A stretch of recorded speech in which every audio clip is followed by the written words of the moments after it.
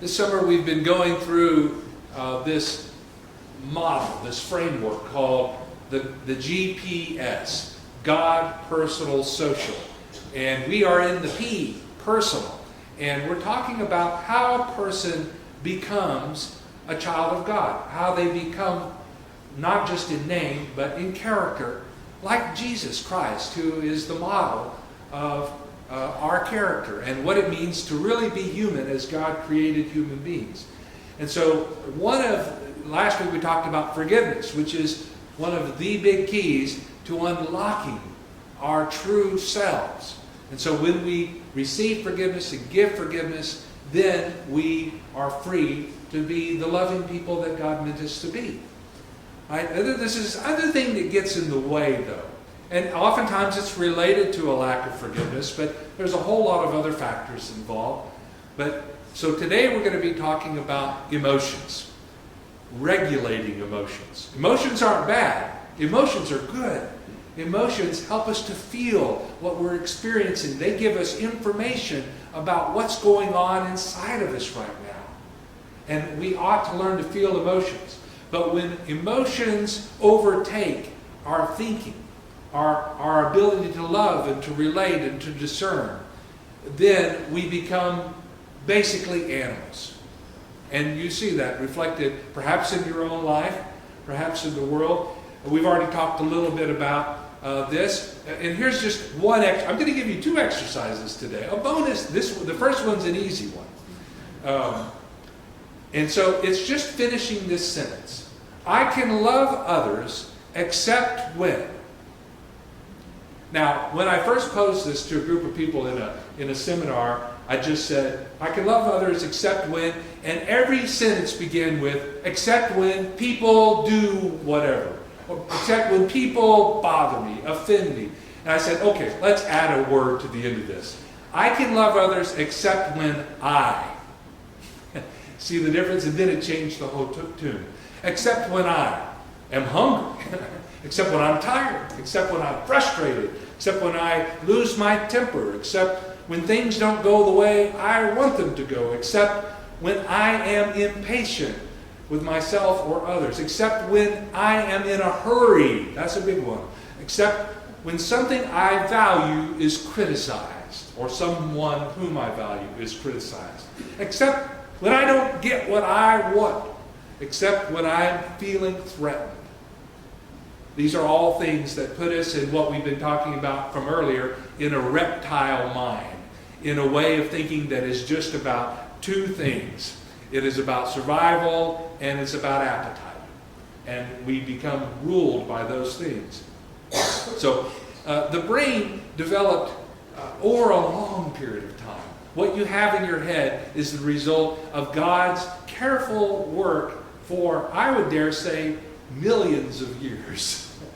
If not billions of years. And so you have the history of development of your brain, all in your brain. The first level is reptilian. So this is the brainstem part of your brain in the back.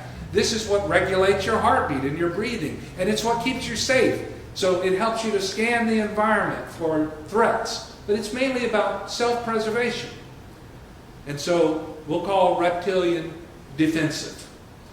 And then you've got this middle part, mammalian. And you notice how we are mammals. Mammals have families. Mammals love their young. Mammals relate to each other. Mammals play. Mammals all have some level of memory. And so mammals are a second development. And it has emotions. And we're going to call mammals relational. All mammals can be relational. Whales are mammals and they relate. But we do. And then we have the final part, this part of the brain up front. Now, some other mammals have a little bit of brain, up front like this. This is called your prefrontal cortex is in the middle. It's the cerebellum. I know you didn't come for a lecture on the brain today, but this is the part that makes us unique. Not only can we defend ourselves and survive, and not only can we relate to one another as mammals, but we have the gift of discernment. we can discern like no species on earth if we're living out of the front part of our brains and not the middle and the back, living just like animals, mammals, and reptiles. So that's the key, is how to stay up front in your brain. Let me tell you a story that is a favorite in my family, although in some ways it's not really funny, but I have a twin brother, so this looks just as bad on me as it does him. We're identical. I could have easily done the same thing. But the reason why my twin brother doesn't buy a live Christmas tree every year is because of this. One year early in his marriage, before the kids came along, they bought a live Christmas tree. And it comes with a little stand, and you have this stand, you've got to pull it apart in just the right way so that you can then put the tree in it and screw it in like that. But the old ones particularly are really hard to work with. And if it's the Christmas season, there's already a lot of pressure and end of the year stuff in the air. So my brother could not figure out how to get this doggone tree in the stand. And he got so frustrated, he loses the ability to think. He can't think now at all. And finally, he found that there was only one solution, which was to take the stand and the tree out in the apartment parking lot and just stomp it to death.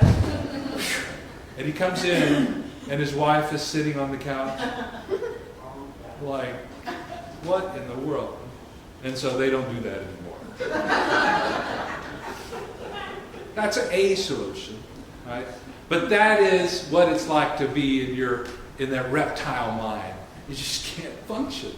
Dallas Willard, a great Christian thinker, philosopher, theologian, discipler, he wrote, the main test for being Christ-like, for Christ-like character is whether one spontaneously responds to one's enemies with love. Now that's advanced discipleship right there. Whereas your gut response, without even thinking is to love.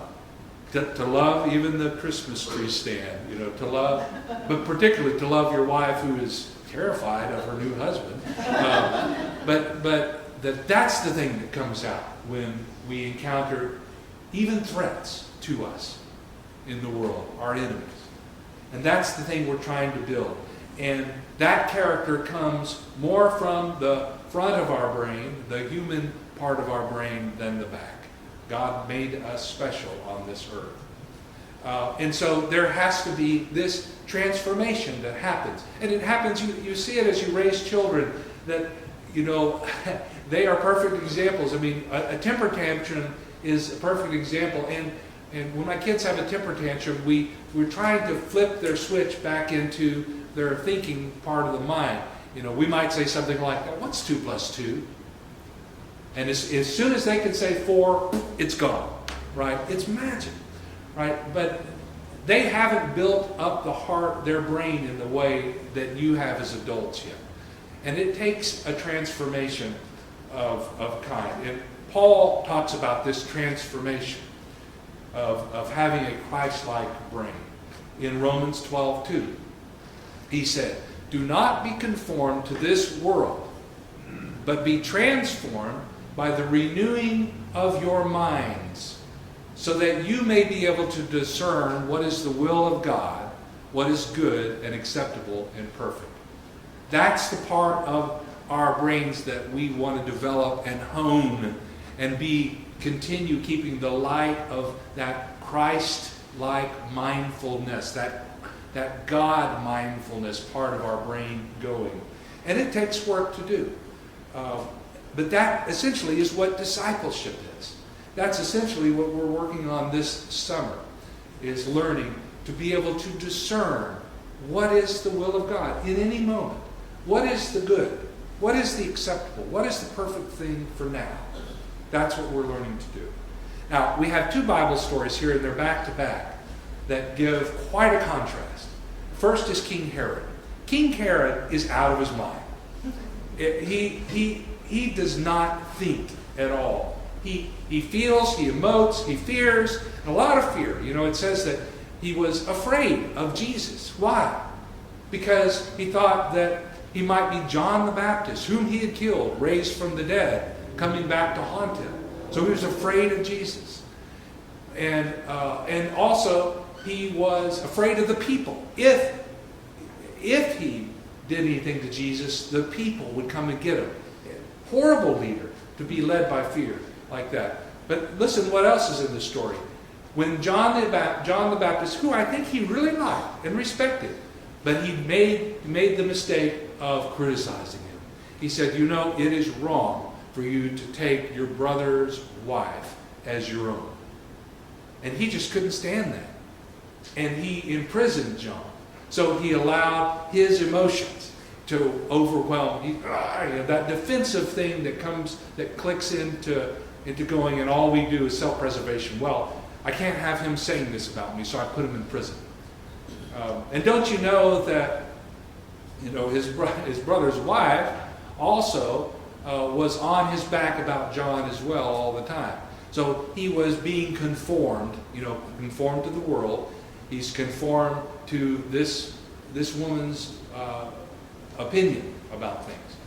And so on this special night, on the birthday of this woman's daughter, she coaxes her, nudges her to ask for John the Baptist's head on a platter, because he's so pleased. He's been so honored by this dance, and so he's living off of that. And so even though perhaps he loved or liked John the Baptist, he has him beheaded to keep somebody happy. That is a lack of self-differentiation. That is what that is called. You just do whatever keeps everybody happy, right? And somebody's going to pay the price, especially a good man like John the Baptist who tells the truth. So think about that. And then let me make a transition to Jesus. So remember, Jesus has known John all his life. They're cousins. He loved him. And so they bring the news of John's death to Jesus. Now Jesus, Son of God, fully divine, but also fully human. What does it say he does? He withdraws in a boat by himself. To do what? To process, to emote, to express the emotions that if he doesn't learn to express, they will hold him hostage in some way. That's what happens when our unexpressed emotions are within us. And so he goes. But the people here too, and the people loved John the Baptist. And so when the people heard, they started coming. Where did they come? Well, we've got to find Jesus. He's now the leader of this movement. He's the only one that can help us at this time. And so Jesus, though, in his own grief, it says, sees the people, and he had compassion on them. So he experienced strong emotion, the shock of grief, the utter feeling of lostness of grief. And he sees that they are also feeling these things too. And he turns his grief into compassion. He remained fully relational as a mammal, fully discerning in what I have to do in this moment. And it says he healed all of their sick. He spent the day. One of the hardest days, I would say, of his life up to date, hearing this news. He spent the day laying hands on people and healing them. And that is what a person who has emotional regulation is able to do. A person who can remain in the discerning the will of God. That's what we're asking these elders to do, is to, even on a bad day sometimes, to be able to serve the people. And then after the whole day, after doing this all day, the disciples are like, we've got to send these people home. I know what they're thinking. We've got to eat, Jesus. It's late. I'm hungry. And they need to eat. I'm thinking about them, the disciples. We're thinking about them. Send them away so that they can eat. And Jesus says, no, you feed them. So he helps them to make the same shift in their mind from self-centeredness to serving others. But we don't have enough. There's always excuses. But we just don't have enough here at St. Mark to do what we want to do. Well, what do you got? We got 5 loaves and 2 fishes. All right, give them here. And he takes it and he offers a blessing. Now make everybody sit down. We're going to have a picnic right here. He feeds every single one of them. And there's plenty left over for the disciples at the end. He had them in mind as well as they were serving. That is going to require emotional regulation. St. Augustine wrote, "A Christian is a mind through which Christ thinks, a heart through which Christ loves, a voice through which Christ speaks, and a hand through which Christ helps." And to do that, we've got to keep the front part of our mind on, or else we fall back into fear, to appetite, all those things. I want to share a story with you. This is a story about myself, but it's about a young man that I want to honor here today. I was doing a basketball ministry in my first church, and there was this one young man who was a problem. there's always one or two. He was a problem. And I would do the lessons, at the halftime of the basketball ministry, talk. Wouldn't shut up, wouldn't listen to anything I had to say. And then we'd have a meal afterwards. And I was trying to get home because my parents were in town. We had a new baby, and they were coming to see the baby for the first time. And I needed to get home. And there he is, Ronnie. "Pastor Paul, can you give me a ride home?" And he had just started eating. I'm like, "Yeah, I'll give you a ride home." And I'm like, "Could you please hurry up, though? Please hurry up and eat. I need to get home to my family." So he gets up without eating his food. He tosses it in the trash. "Okay, let's go." But I didn't mean to throw it away. I protested, but he walked on ahead of me. And as we got back into the car, he asked, "Was that your wife holding that baby in the back of the gym when I got here today?" Yeah, that was them. And I'm trying to get home to them." He was silent for a moment. "I tried to call you yesterday, but you didn't answer. And I noticed he had called, but I had been in the middle of something. I was busy." He had not left a message, and he said, "My mom said she had to have surgery," he told me now in a rush of words. "She lost a baby. It got stuck in the tubes. I wanted you to come and pray with her like we do at church. She's okay now." And he paused, and then he said, "But I'm not going to give you any trouble on Wednesday nights anymore. I'm going to do good." Family could wait. "Is she at home right now?" "Yeah, I've been taking care of her.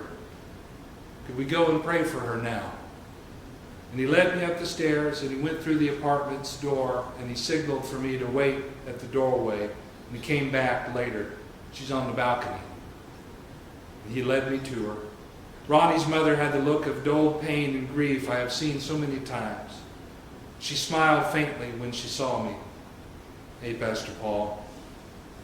We talked a little bit about what happened. And Ronnie, he stood by her. And then, as if he knew just what to do, he took her hand and put it in my hand. And he took my hand, he put it in my hand, and he took his hand and put it in her hand. And he said, "Now pray like we do at church, Pastor Paul." And I realized my family is a lot bigger than the people that live in my house. I had to switch my emotions from self-centered and what I needed to do and my expectations of meeting other people's expectations and allow myself. And so what did I do? It just took that amount of time to walk to the car and to open my ears just enough to hear what this young man had to say. So I want to give you an exercise this week of how to learn to take the time that you need to maintain your emotional regulation. God gave us this exercise, so I'm just repeating it. And it's the Sabbath. It's something that I think many of you grew up with, but we've given it to the world. And they've just thrown it away. And we've let them. We've done it for ourselves, many of us. So this is your exercise for the week, and consider making it a regular part of your life. So yeah, we're busy people. We need to take time. So take a day. You can do this on a Saturday or on a Sunday, whichever makes sense for you. If there's another day, start at sundown the day before. Get everything done that you've got to get done. All your chores, pay your bills, whatever you have to do for your job, whatever you have to do, and be done by sundown that day. And then enjoy the evening. Do some way to mark it. Light a candle, say a prayer, jump for joy, sing a song. Whatever you have to do, take a walk. And for the next 24 hours, until sundown the next day, do nothing out of obligation. Do only things that give you life. You'll have 6 days a week to care for the world and to care about all that stuff, but have a day where you can reset your emotional regulation. That's why I think God gave us that, so that we would learn we don't belong to the world. We belong to God. We need to recharge our batteries. That's what Jesus did. We read the other part of the story last week, or previous week. Afterwards, he spent the whole night on the mountain by himself with God, recharging his batteries, even away from his disciples. And that's what we need to do. So that, rather than saying, I can love others except when they, so that we can say, I can love others with no exceptions. Amen.